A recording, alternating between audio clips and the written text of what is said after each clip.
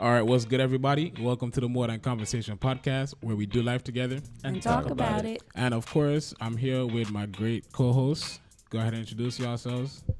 My name is Lexton. Oh, how y'all doing? My bad. Yeah, you see, it's your boy Ash. Take it easy. And it's your girl Ed back at it again. And as you know, it's your boy Trey. We did it my way. We do this every day. So, how's y'all's day? Good. My day's good. My guys. Going on the I side went- of the table. He said, how's y'all's day? So I thought he was talking like that. I had a good day. I had a headache, Okay. slightly all day. And then I worked. I went to the gym, back in the gym today. Felt great. And one of my really good friends asked me to be the godmother for her baby boy. And I'm so excited. You ready? You ready for that responsibility? I think I would be a great godmother. I mean, regardless of if she made me the godmother or not, I would have been there to do my best to support her and her husband and the baby. So, but like she sent like the cutest mug. Mm-hmm. And it was just adorable. Tess, I love you. But yeah, it was really cute. So we just did her gender reveal over the weekend. Loved it. It was beautiful. So yeah. That's good. Yeah. That's what's up. Oh, well, my day was pretty regular. You know what it is. You sound so enthused. Yeah, man, you know. because we're working people, man. Facts. After your gender reveal, our days just kind of suck now. Like that was the height of Let me see if any of my friends having kids, bro, so I could feel special about something for them. Special by association. By association. Baby But, Williams 2025. Oh, yes. That Yeah. gave us that time. Sound doable. 2025 Yeah. sound doable, right, Sound babe? cool. God spares our lives, and if it's in His will for us, then we might, And I support that 100%. love that. But, so, you know. Did Lex tell us about his day? No, I just said mine sucked Yeah. compared to your day. You know what? You're right. No details. You know, he wasn't busy today. Why would I set myself up for failure after that amazing You right. performance? Okay, so let me dial it down. Over the weekend, I got my nails stop done, it. and I. Don't Ooh, stop we your got it. shine. Wait. Oh no! Let me, Ooh, because wait. then in the last episode, I was telling him how I really wanted to get my nails done, right? And then, Yeah. And now here we are. My nails are done, and I hate them. I do not like them. What don't you like? See, y'all are mental. Y'all don't understand. But when you get French tips, you have to be careful with the color pink that you use because it has to be more of like a nail color pink than a weird color pink. And the color pink in mine is for non-melanated people. Okay. This is not the pink you use with people with melanin. But anyway, let's have Hold on. So she showed me the picture of what the nail's supposed to look like, and I promise, I think it's with guys, bro.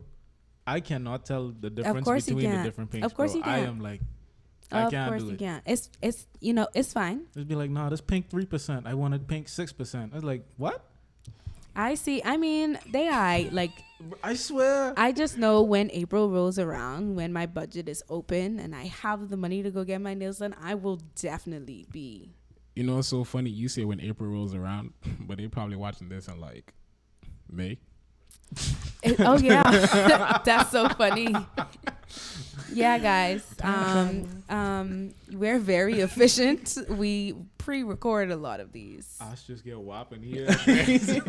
Yeah, but we're making sure y'all gonna have plenty of content for. Yeah, a while. we're just working to make sure you guys have content. But yeah, I hope you all love us the same. Mm-hmm. But I mean, speaking of all these time-related things, you know, I don't even know where it's gonna go with that. But we could just but Back to the future. I'm saying, bro, but we could just get right into the topic, y'all boys. And girl. Yeah, Thank man. you. Sorry. Thank you. You know what it is. Y'all boys is a gender-neutral term on my part. So I love all of y'all boys. You know what? But what's good, Ash? Okay. Anyways, so the topic is what's the rush? Know what I mean? Yeah. That's the question. we're How you asking each introduced of the us. topic. You were not in the rush. Not at all. At You all. could have, you were saying, like, speaking of time related things, do you guys ever feel like you're being rushed? That's how you could have, You know, I'm glad we're gonna cut like half of that out. No, it's gonna stay in. Oh, okay. You're gonna be fine. Okay. What's the rush? What's the rush, guys? Okay. let me ask a more specific question. Has there ever been a time where you felt rushed to do a specific thing? Yes. Yeah, me getting here to do this. Yes. But it's not in terms of being rushed to do that. I mean, like, We got it. feeling rushed to accomplish your goals, to have a certain amount of money, to live a certain lifestyle. Like, do you feel like Your like life. like your life is being rushed? And like, why? Like, what's the rush? And the reason why I wanted to talk about this is because on a podcast that I watch, it's the Growing Together podcast by Kaylin and Kyra Edwards. And Kaylin, the husband, was just talking about how since he was a teenager, he had a list of goals. He had a book that he would carry around. Like, this man was not playing. He had all his goals written out about what he wanted to do. I believe they are 24 and 25, so our age. And he has completed every single one of those goals. That's fire. At this age. And he's like, what do I do now? Because I felt like I had to hurry up. I had to rush and do these things.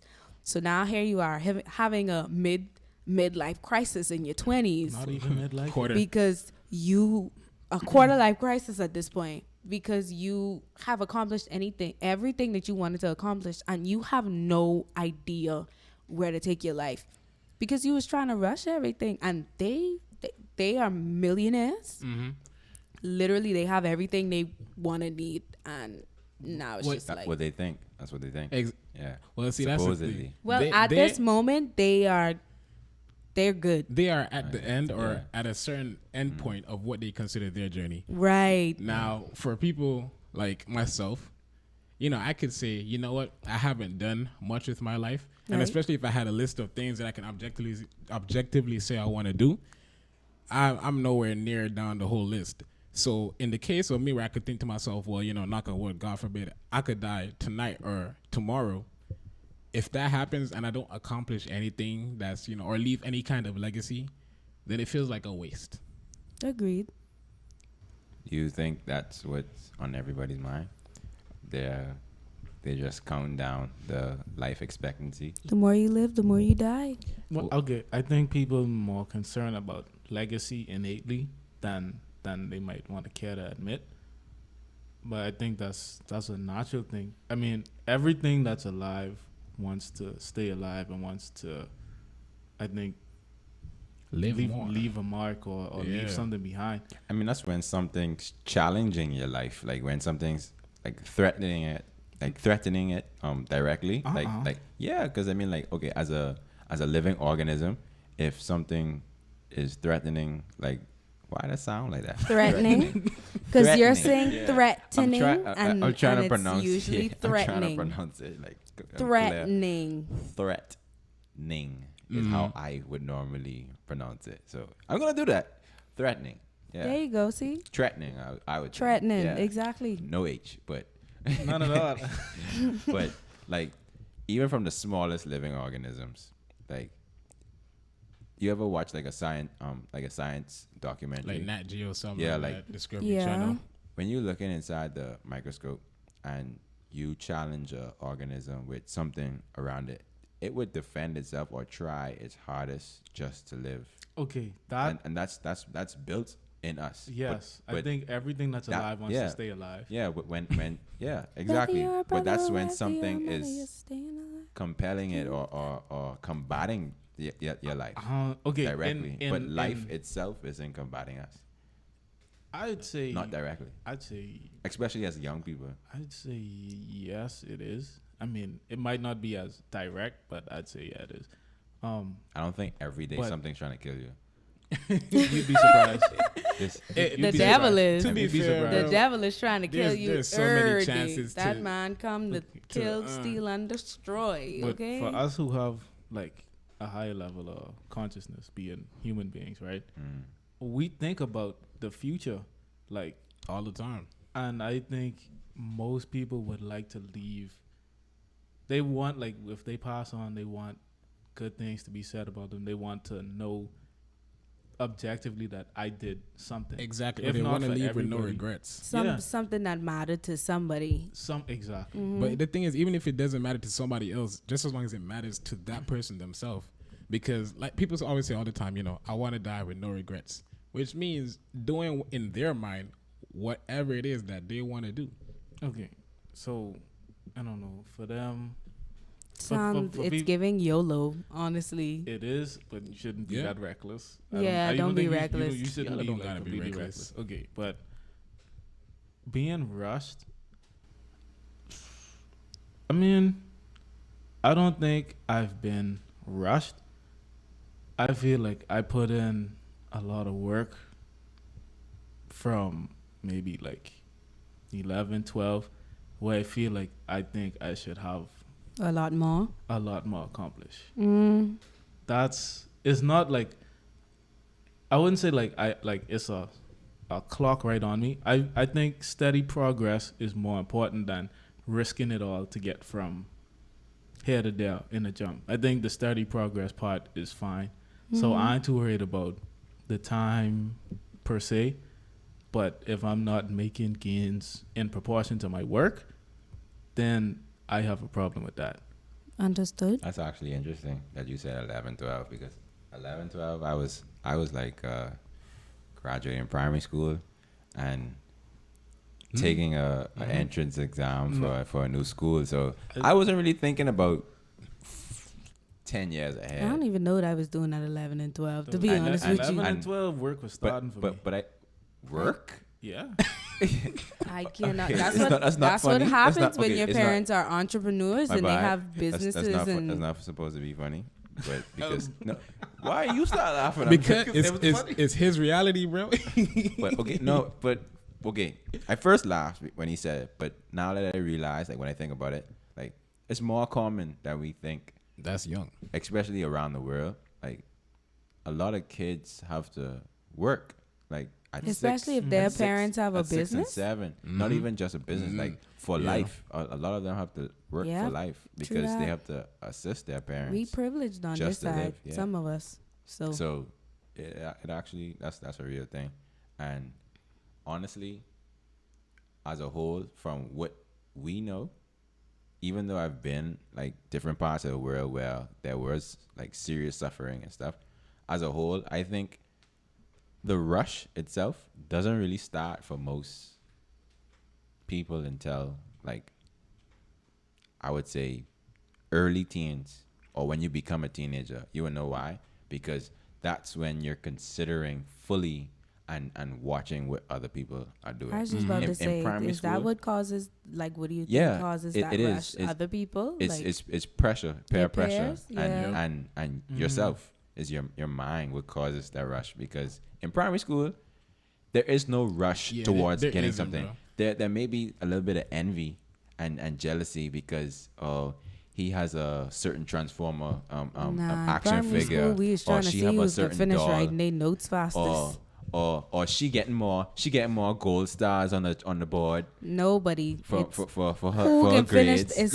That's mainly what it is. Or what you bring to lunch. Who can finish their notes the fastest. Everybody was looking around the class to well, see you know what it is. Close they book and put their head on the desk. I think is that when you're that young, bro, even though you have control over your life, you know that your life isn't fully in your hands. Know what I mean? Like, your parents are going to have a heavy influence on whatever you're doing. You don't have control over your life when you're that young. That's what I'm saying. But now, once you get older, to like you said, like once you're in high school, like later teens, that's when you start to become a lot more independent. And now your decisions all have direct consequences, and it's all based on what you do yourself. And you know what it is, mainly the rush, because obviously at that age, well, majority of the world, because not completely around the world, because I was going to say it mainly starts in school, but everybody around that age around the world isn't in school.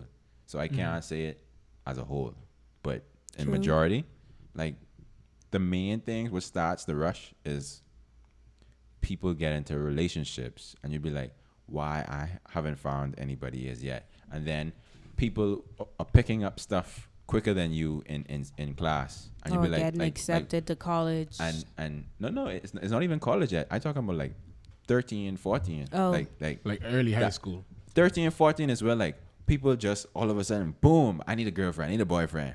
We and they don't even do nothing. I think the hormones that's what jump I'm saying. in. Yeah, that's what I'm saying. Yeah, so like around that time, the rush is learning, the learning rush, and Writing notes. and then the finding a partner rush. Those are like I feel like because at main lunchtime, all the that people who got actually boyfriend happen. and girlfriend couple up, holding hands, snatch up in the classroom, hugging. I remember when like in grade 6, hugging was like the most outrageous thing. Like you see someone hug their boyfriend or girlfriend, and you just like boyfriend and girlfriend. Buzz it. 6? Yeah, listen, don't get me. I couldn't even dream about it. Yeah, well, I mean.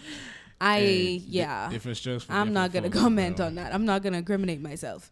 But moving on. For me, right, like What? For me, like in primary school, anyway, we on the rush. The rush for me. The rush. I've had a lot of moments where I've sat down and just asked myself, like, what am I doing? Where am I going?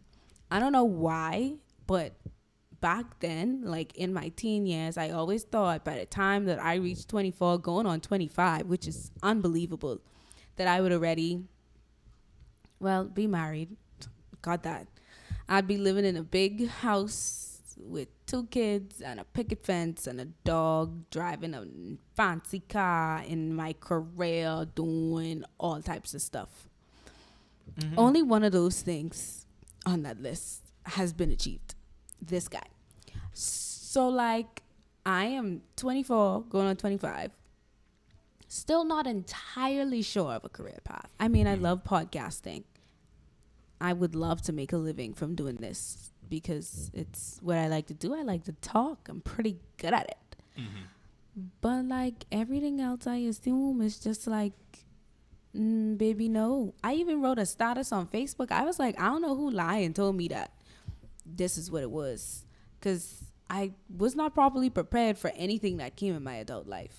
Like, I don't understand what this even is. Okay, what we was talking about before, I think like it's important to have candid conversations preparing your kids for what their life is going to be like. Realistically as well. Yes. Because realistically, a lot of parents did not prepare a lot of us children for what the adult life actually is. Mm-hmm. Because a lot of times, a lot of the information is shielded.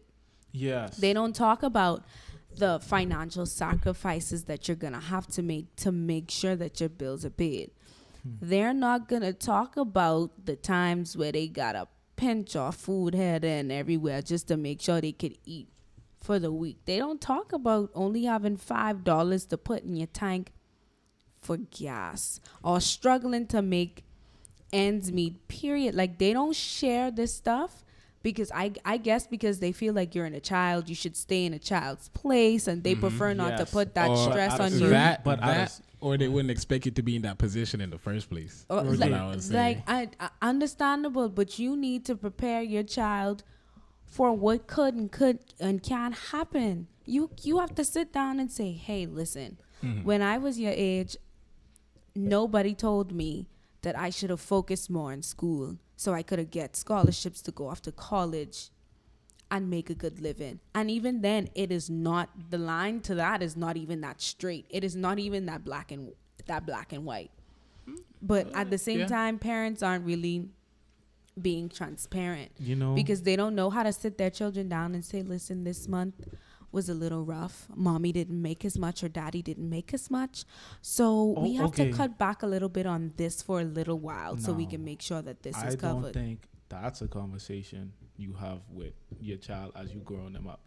I feel like at a certain point you disclose that information, but I think it might just be that, they've been, if they shielded you from that information for so long, maybe they feel like, because I got to do it because I'm the strong one, and like my child can't see this part of me or whatever. And I think parents should show their children that they're not strong all the time. And that's a disservice, because then your child, when they get older and they be like, well, why I having this moment, and they facing this crisis by themselves, but they don't know they're not the only ones going through it. Yeah, they don't know that their parents been where they at. Right. So they like, oh my god, like, no, just if your parents were to sit down and be like, okay, you could expect this, you would have been better prepared. Mm-hmm. But okay, also coming back to the teenage thing and the rushing, right?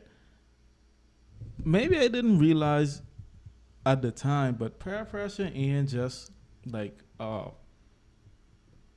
come go and drink type of thing. Like it could also be the pressure that you have to achieve things at a certain time. I didn't think at the time that didn't really register to me to be peer pressure. That like you have to hit these off, or you have to perform this way, you have to do this, or you have to do that. I mean, it's just, I just realizing it now, but it don't necessarily have to be like in the form of drugs or alcohol, because you know to be wary of that.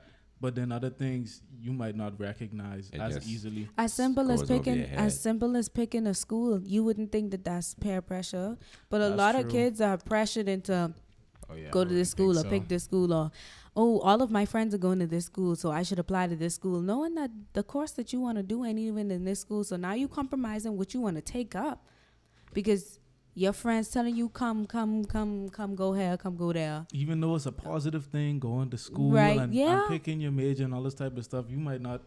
It don't recognize as it doesn't register as something harmful, or that people pressuring you into doing, unless it's your parents sitting on top of your head like, oh, I want you to be a doctor or something like that, right? Like it, you know they're gonna do that. Sometimes, but that right there, you could clearly see that. But then other times, you might not realize that your environment is affecting you in this type of way. The rush too,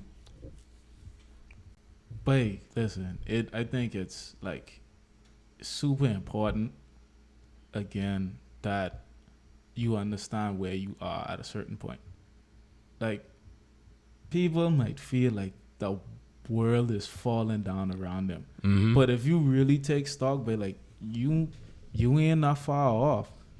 You really might not be as far off as you think. Yeah. In your mind, you could also be setting yourself back. So you might be putting pressure on yourself with unrealistic expectations, like you were saying, because no one ever sit down and give you the real.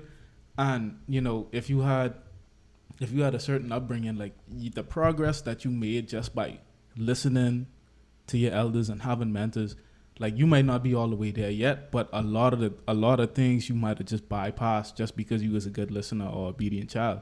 So, now you kind of getting out of the nest on your own, but like you kind of doing better than people who don't have the same help that you have. And now that you on your own, you've already been better prepared. Not fully prepared, but with all them people you had, But you and a multitude of counselors, there's safety. That's in Proverbs. You see how y'all was talking about like the parents have to be like willing, the foundation, towards it. Like the Bible says, build up your child in the way they should go. Yeah. So when they grow old, they won't depart. And that is very strong, because if you don't instill in your child that things take time, you won't get from A to Z by just hopping and skipping without going through B, C, D, You've got and the so whole on. alphabet. So like you have to instill that in your child, so their minds will open up to the way the world works, the way things are done.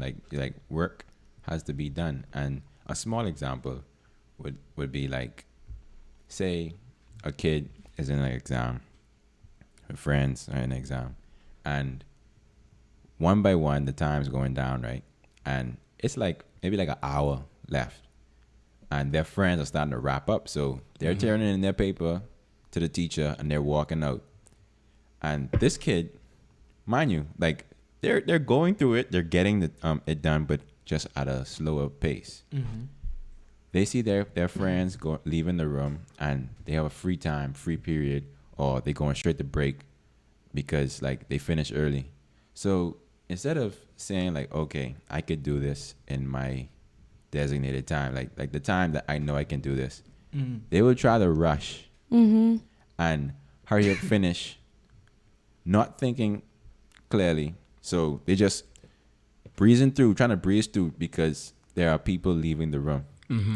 That rush like leads you to do things that you're not supposed to do. Like it leaves you off track. Isn't that what we was talking about when you saying comparison kills? Yeah, it's very similar because in a sense, like the rush is you're rushing yourself. Because I was gonna say something about that too. Like they would have finished the exam or the test linear. Like they would have been like it would have had a constant progression. But now they're trying to go from here straight up.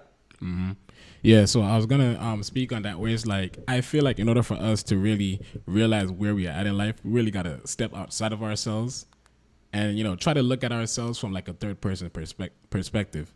You know what I mean? So for example, like inside of our heads, like this is the oldest I've ever been. You know what I'm saying? Yeah. And I'm at the age where people around me are, like you say, starting to achieve things that I haven't started to achieve yet. Right. But if I remove myself, right? So for example, a 30-year-old will look at me right now who's in his younger 20s and be like, you have plenty of time because he's been here. And now that he's much older, he knows, what I have ahead of me. But I can't see that because, like I said, this is as far as I've gotten. Right. From a biblical standpoint, like you are like all the way right. Like from a biblical standpoint, like Jesus' life, like didn't start until 30. 30. He did things before that. Like not even that his life his didn't ministry. start. His ministry didn't start until he was in his 30s. Like his calling didn't start, and this is Jesus we're talking about. Like, yes, he was a carpenter. Yes, he was a son. Yes, he had acquaintances, but he didn't have his full-on friends as yet with his disciples. He had John, obviously, because they grew up together as cousins. Shoots, we don't even really know because a lot of who Jesus grew up with wasn't recorded. I'm sure he had plenty of little friends he was running up and down that he was close to. Exactly, but like his calling and full-on purpose didn't start till take place until 30. Hey, imagine Jesus 12 years old. I gotta be the youngest sacrifice ever. Like, like come on, bro. It take time. Yeah, like the rush is it is us. Because no one's rushing us. Like, take your time to do what it is that you need to do. Because when you rush, things don't ever get done right. Haste makes waste. And I know that because I notice when I rush to do things, they're never done right. But when I take my time and nurture what I'm doing, it comes out great. And 1% plus 1% plus 1%, and you keep adding that 1%, you're gonna get at 100% at some point. But we lack the patience to go through that. I recently just gained the proper understanding of growth. All right, y'all. Please, we apologize for any random jumps in the screen and in the audio. What are you talking about? We don't care. We had some technical difficulties. So now we back. Y'all ain't really gonna know that because y'all don't know the time that has passed. But anyway, what I want to say, because I really ain't entirely sure where I stopped speaking. But what I do want to say is I feel like what promotes the rushing is, I guess, not wanting to be broke or not wanting to end up where we've seen our parents or grandparents or our aunts and uncles, not wanting to be where they were. So we try to like overextend ourselves and like do the most just so like we don't end up like them. And I feel like when you are motivated by not trying to be like something, I feel like in my opinion, I feel like that's kind of the wrong motivation. I think that should push you to want to do better, but that shouldn't be your main focus. I have to do this because I don't want to be like these people. No, I have to do this because I want to build a great life for myself. I want to be more established. I want to be financially stable. Like, the main focus shouldn't be on, I just don't want to be like these people. And most of all, we need to understand that things are going to be accomplished in their own time, in our own time. Once we continue making steps towards growth, I don't think everything should be so heavily time focused, because I was, by this age, I can do this and I can graduate from college and I can do this, and nothing that I thought I was going to do has actually happened in any way that I thought it was going to happen. Okay. I would like to say that's like, it's thinking about life in the negative, that I'm not trying to do this rather than I'm trying to be A, B, C, and D. That could help sometimes, but it might not be so good for you at other times. Right. Thinking in the negative. And we was just having a whole big conversation about that before. But you know, that can stay we might pop that off on the podcast one day. But the progress part, right? Oh, sorry, before I get to that, just straight up, people just don't want to be losers. Like, you look in the mirror. Let's say we don't want to be. I'm a person. I don't want to be a loser. I don't want to be like, you know, looking at a certain age. And yes, there's a time I want to be at a certain age, and it's like, bro, like. But what's the standards on being a loser? I think it's more personal. Yeah, I'm about to say everybody got their own definition. I think based on my capabilities, I think what constitutes a loser for me is not being independent, not making a certain amount of money, and not having a certain quality of relationships. I think, and you know, making a certain amount of money could be vague, but let me put it like this. I need to be accomplished with my work. Like, my work, I feel like my work need to be meaningful, and my work need to be challenging. Personally, makes sense. I gotta be challenged when I work. I can't just be having the easiest job in the world, because I know that's my capabilities are not just the easiest thing. And you know, I want to be a skilled, like, international professional. I want to be able to travel and work different places, because I feel like I could build a versatile skill set to do so. That's what I want to do. But the progress part is what, with the analogy with the test, right? Like, just because you going a bit slower don't mean you wasting time, you know. And it don't mean, like, you slower, period. Because them people who finished before you, they might have failed. They might have failed, but, like, you know, you looking at, there's an hour to do the test, and you do it in the first 5 minutes, and now you like, what do they know that I don't know, right? So now you flares going off in your head. But if you had sat down and relied on what you studied, and you know, you filling in the answers correctly, you would have been making your progress. And it don't mean you wasting time. Like, just because you wouldn't have certain things figured out at a certain time don't mean you wasting the time trying to get there. It's not that you did anything wrong. It's just your pace. And I think your pace, your steady progress is more important at the end of the day, because you will get the results when you're making the progress. That's like going to the gym. That's if you're making the progress. If you're doing the work and making the progress, is different. But now you can't expect nothing out of no progress. Nah, you can't expect to get where Tim get, and you ain't doing no work. Not saying that you have to do the amount of work that Tim could do, because everybody working capacity is different. Exactly. But if you ain't putting no work at all and still expecting an outcome like Tim's outcome, it's not gonna happen. You can't expect to have a body like whoever you see at the gym if you ain't willing to do the work to get there. It's gonna take a different time frame, because everybody's body responds different to working out, to food, to all these other stuff. However, if you ain't putting the work, you ain't gonna ever get there. If you ain't putting no work, you ain't making no progress. And if you ain't doing no progress, then you can't be like, oh, you just stagnant. But like you said, haste makes waste. Yeah, it's your progress though. Yeah, your analogy. or your analogy could be compared to like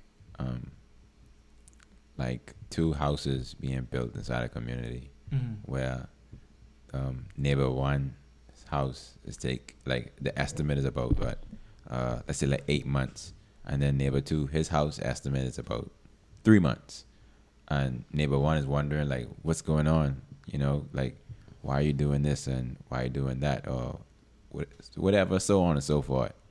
And you saying like, okay, it's not a big deal if you're building one block or one step at a time. And the rush that neighbor one might put on himself because neighbor two, his house is being built 5 months earlier. But let's say if a hurricane comes around and neighbor two house is flying away piece by piece, so he has to come by to neighbor one's house, but he won't realize that like in the first few months when it's being built. Like, you get what I'm saying? Like, okay, yes, you may want something because someone else is getting it before you, but you're still getting something. You're still getting to that end result.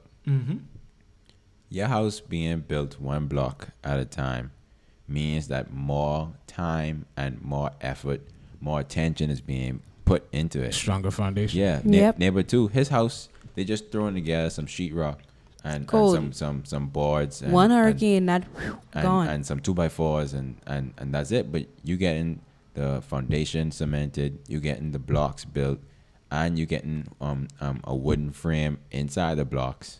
Like, you getting all that detail, all that attention to detail.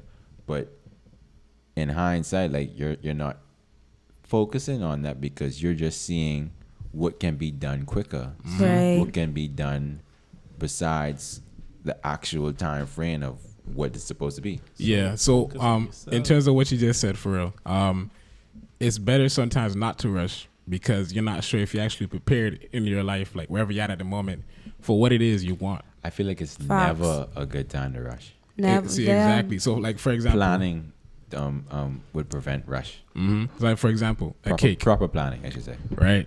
You bake a cake at 400 degrees, so the outside gets done fast, but the inside is soft and mushy. You didn't take your time at 325. It's not done. At 325 degrees where it's supposed to, you didn't take your time. Know what I mean?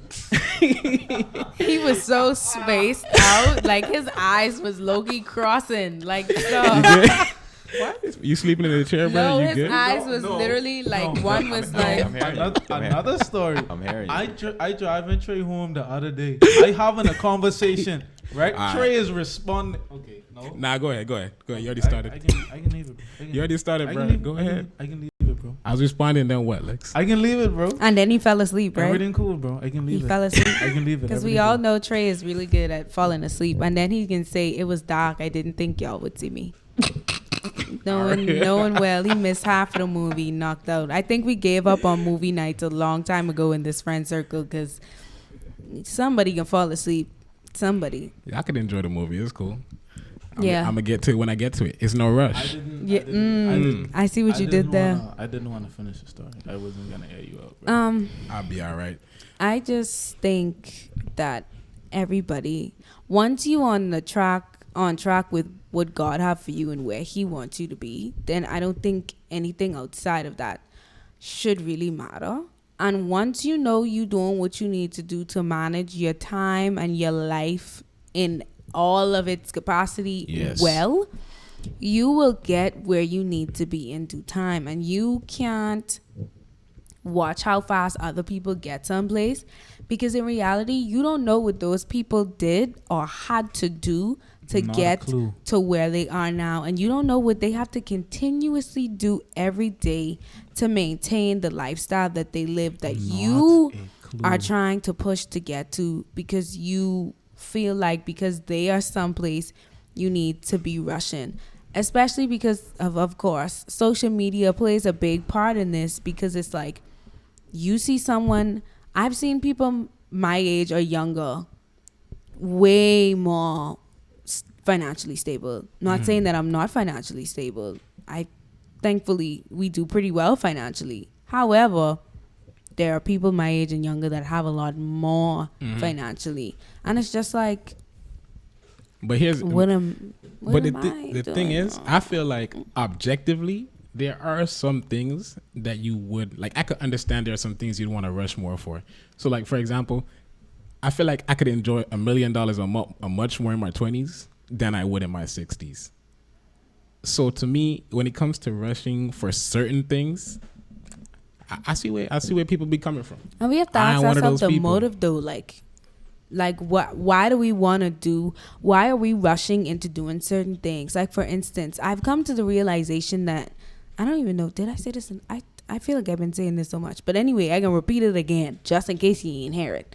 I feel like I don't want to work for myself just to work for myself. I feel like I want to do it because I want to be lazy, and I actually don't want to do anything. I just want to do the easiest thing that'll bring me money. Exactly. That's what it is, and that's wrong because in actuality, the Bible tells us that we gotta work. That's it, and that's all. You have to work.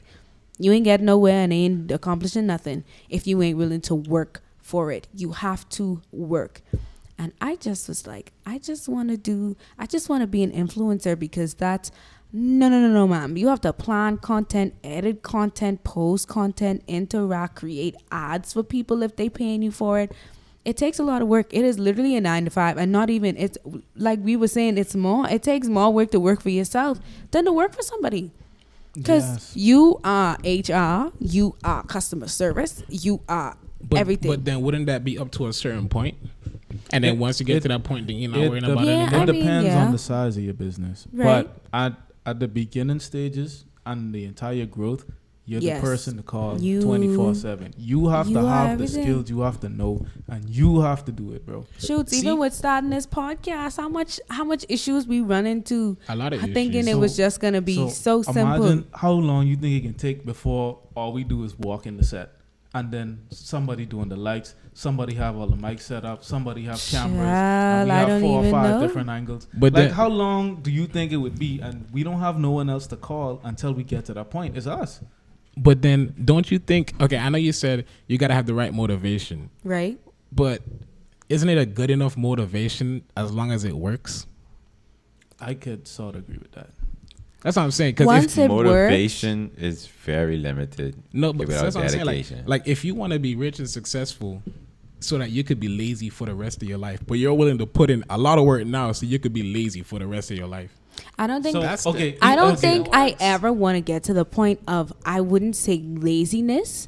I would more so say more control over what I do with my time. Okay. I don't ever want to. Laziness is disgusting. Okay. I ain't speaking for no one else. I personally don't want to be lazy. I want to get all of that out of my system. Because regardless, by the time we reach to that financially stable standpoint, I don't know when it's going to be.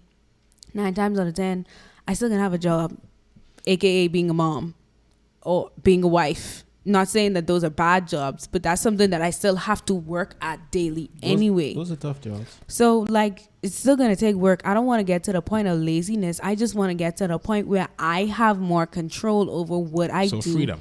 With my time, more freedom, where I could say, hey, we've been working hard lately. Let's go to Cabo. And we don't have to be like, but we ain't got no money for Cabo.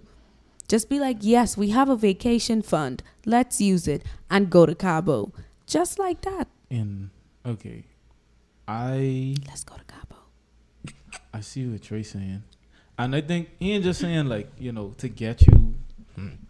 He's like, whatever gets you the end result that you want should be acceptable. No. The motivation behind it.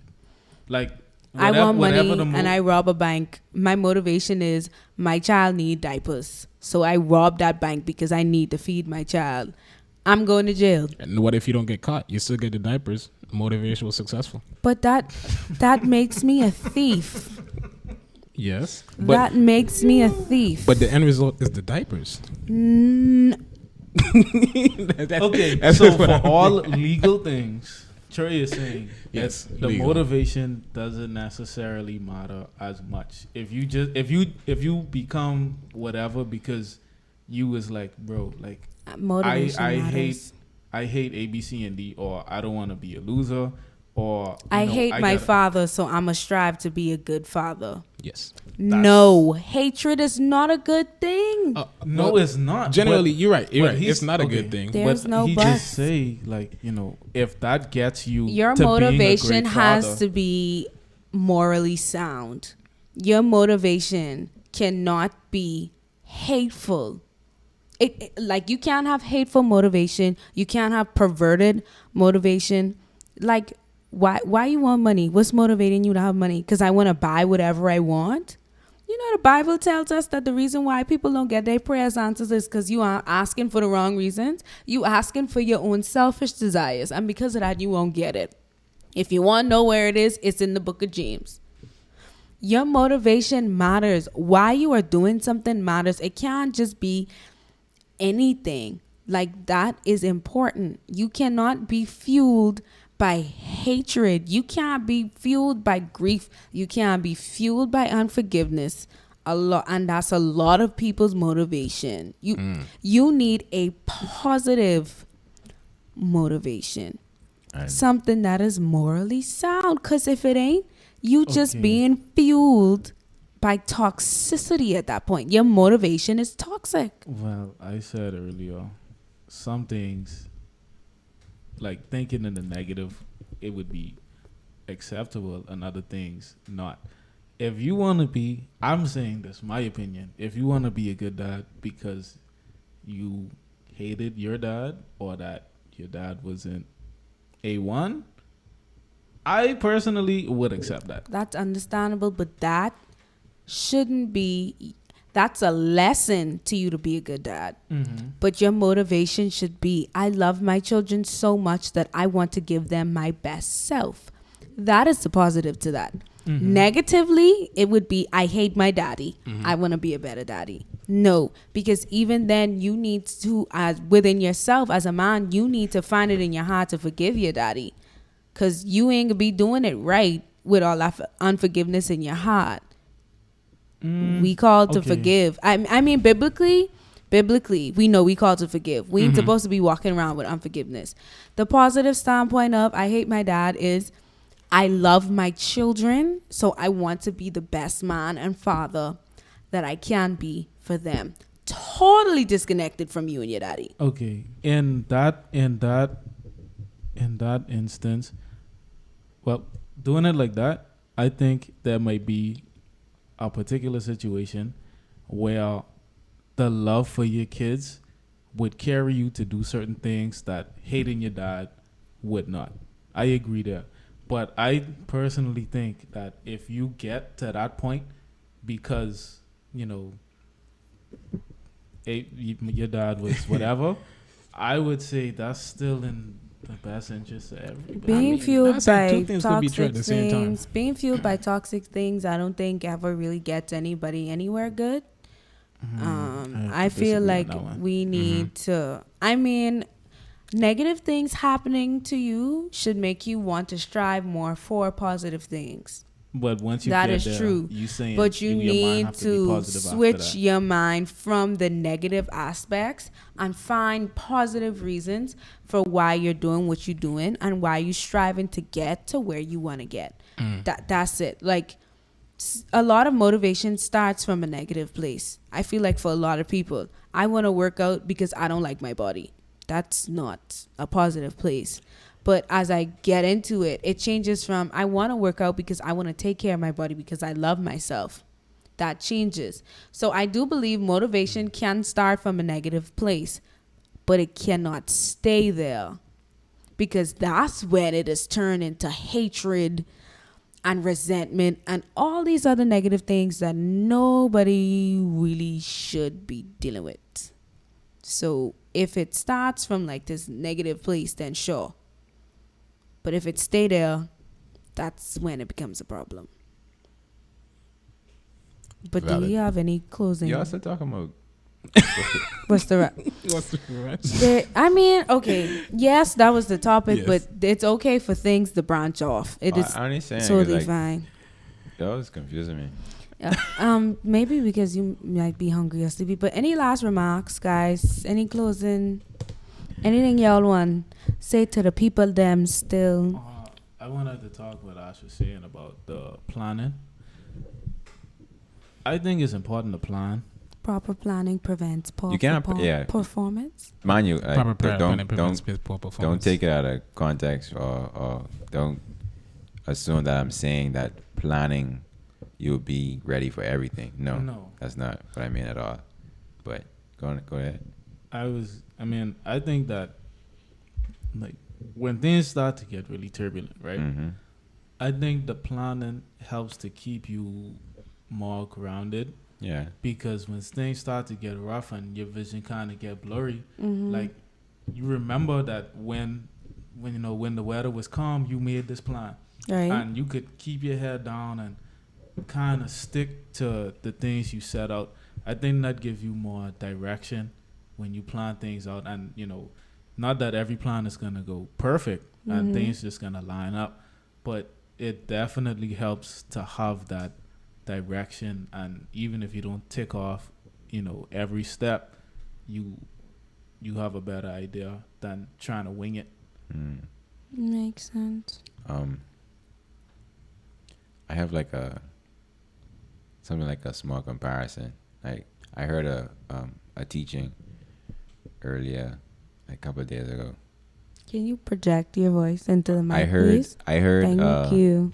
A sermon or a teaching a few days ago about people worrying and rushing and just scrambling their brains about their future and what they're supposed to do and all of that. Like, searching the ends of the world for their future, or not their future, their passion or their purpose. Like their purpose.